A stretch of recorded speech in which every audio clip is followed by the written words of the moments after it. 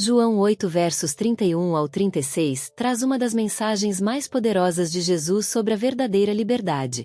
Ele disse: "Se vós permanecerdes na minha palavra, verdadeiramente sereis meus discípulos, e conhecereis a verdade, e a verdade vos libertará."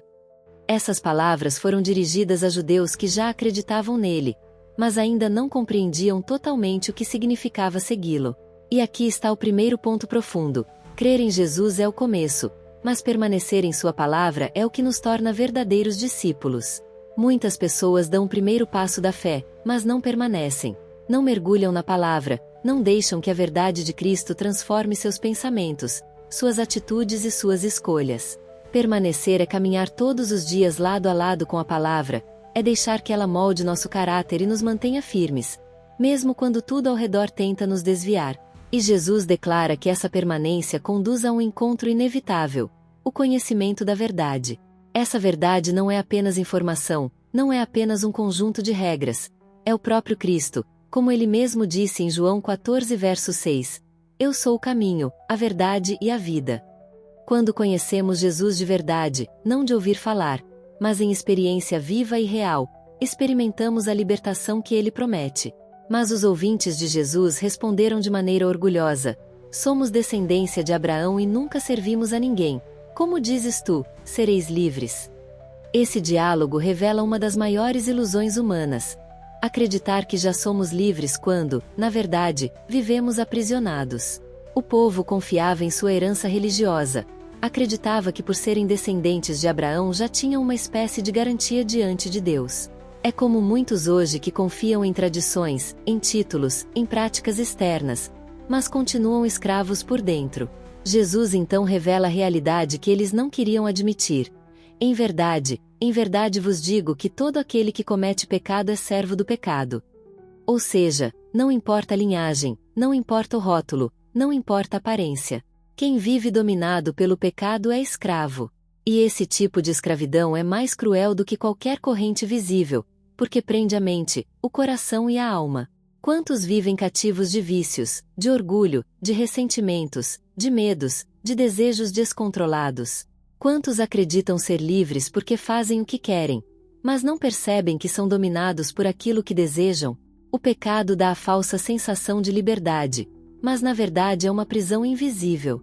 Jesus, então, amplia sua explicação: "Ora, o servo não fica para sempre na casa, o filho fica para sempre."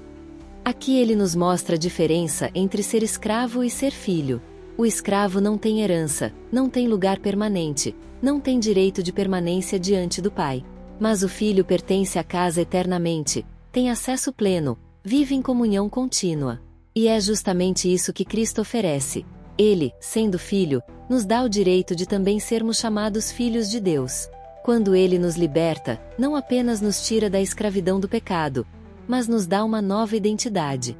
De servos, passamos a ser filhos. De prisioneiros, nos tornamos herdeiros. E isso muda tudo, porque agora não vivemos tentando conquistar aceitação, mas desfrutamos da posição de quem já foi aceito pelo Pai por meio de Cristo. Essa é a verdadeira liberdade. Não é apenas escapar do peso do pecado, mas ser inserido em uma nova família, em um novo propósito, em uma nova vida.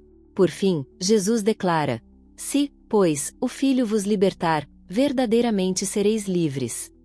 Essa é a promessa que encerra a passagem e abre as portas para a maior das esperanças.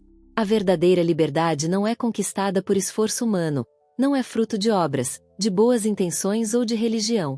Ela é um presente concedido por meio de Jesus.